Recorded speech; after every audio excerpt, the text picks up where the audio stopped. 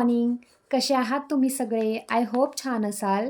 मी प्रिया आणि तुम्ही पाहताय होम स्टोरीज विथ सिया आणि प्रिया. आपला आजचा ब्लॉग रोजच्यापेक्षा थोडा वेगळा असणार आहे, कारण आज आहे आमच्या यांचा बर्थडे. त्यामुळे मी ठरवलं होतं की आज त्यांना जे आवडतं ते बनवायचं आणि त्याची सुरुवात केली आहे मी या प्रोटीन शेकनी. आता हा प्रोटीन शेक बनवायला अगदी इझी आहे, तुम्ही झटपट बनवू शकता. मी मध्ये टाकले 2 स्पून ओट्स, नंतर भिजवलेले ड्राय फ्रुट्स, नंतर स्वीटनरसाठी थोडंसं डेट्स ॲड केले आणि 1 ग्लास दूध टाकलंय. तुम्हाला आणखी काही हवं असेल तर तुम्ही ॲड करू शकता, जसं सीड्स वगैरे तेही मी ॲड केलेत.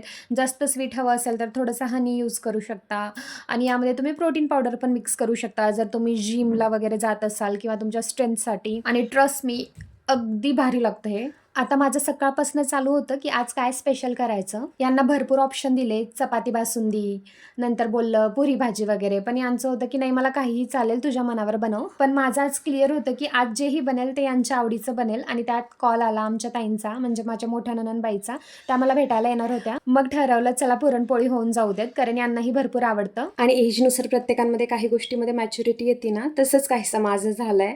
आता सध्या मला असं वाटतं आपल्या लोकांसाठी आपणच एफर्ट्स घेतले पाहिजेत. आता यांचा बर्थडे म्हटल्यावरती काहीतरी स्पेशल तरी झालंच पाहिजे. यांना वाटलं पाहिजे की रोजच्यापेक्षा आजचा दिवस थोडा वेगळा आहे. आणि पुरणपोळीच्या स्वयंपाकामध्ये कढी जमली ना, मग पूर्ण स्वयंपाक जमला असं आमच्याकडे समजलं जातं. आणि कढी बनवण्यासाठी मी अगोदर खोबरं आणि एक कांदा भाजून घेतला होता, नंतर त्याला मिक्सरमधनं काढून घेतलं. आता फोडणीमध्ये सगळे मसाले पण टाकून घेतले आणि मसाल्यांमध्ये काळा मसाला हा गेम चेंजर आहे.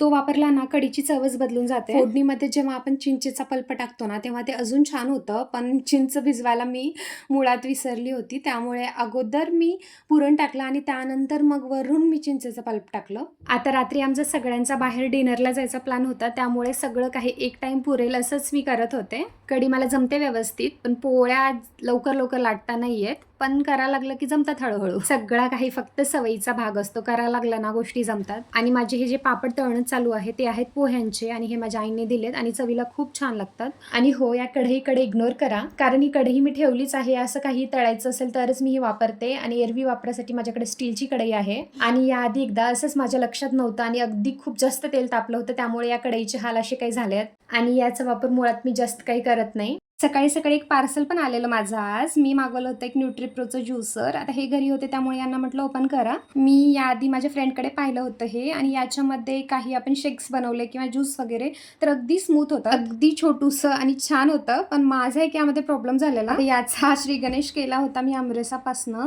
आता आमरस बनवायला घेतल्यावरती यातनं खूप वियर्ड असा आवाज येत होता, आणि मुळात त्याच्यावरती लिहिलं होतं 1 मिनिटासाठी मोटर ऑन ठेवायची आणि नंतर 5 मिनिटासाठी बंद ठेवायची. त्यामुळे मला तर ते काही पटलं नाही, त्यामुळे रिटर्न करून टाकलं. आता पूर्ण आमरस थाळी रेडी होती. आमच्या ताई पण आल्या होत्या, त्यामुळे मग सगळ्यांसाठी प्लेट्स लावून घेतले. आता यामध्ये खूप गोष्टी झालेल्या असतात, पण प्रत्येक गोष्ट रेकॉर्ड करणं शक्य होत नाही. आणि मुळामध्ये मी जस्ट स्टार्ट केलं आहे ना, त्यामुळे मग मला तरी अगदी गडबड होतं. इव्हन आम्ही दुपारी जो सेलिब्रेशन केला ना, त्याचे क्लिप्स तर मी काही घेतले नव्हते. आम्ही जे नॉर्मली फोटो काढतो तशा काढलेल्या आहेत, आणि त्याच मी ॲड करते. आता हा जो फोटो दिसतोय त्यामध्ये बहीण भावांची मस्ती चालू आहे, आणि अशी मस्ती आमच्या घरी खूप केली जाते. आता उन्हाळ्याच्या सुट्ट्यामध्ये जेव्हा सगळे भेटतील ना, तेव्हा मी नक्की हा ब्लॉग शेअर करेल तुमच्यासोबत. फोटोमध्ये दिसतात त्या आमच्या मोठ्या ताई आणि आमच्या आई. आता जवळपास संध्याकाळी 8:30 वाजता आम्ही डिनरसाठी बाहेर आलेलो. आता मुळात आमची फॅमिली अगदी मोठी, त्यामुळे मंथमधनं एखादी बर्थडे तर आमच्या घरी होतोच. आणखी मग काय अगदी मस्ती. आता ज्यांचा बर्थडे आहे त्यांच्या खिशाला मात्र कात्री लागते, पण बाकी सगळ्यांची फुल ऑन मस्ती होते.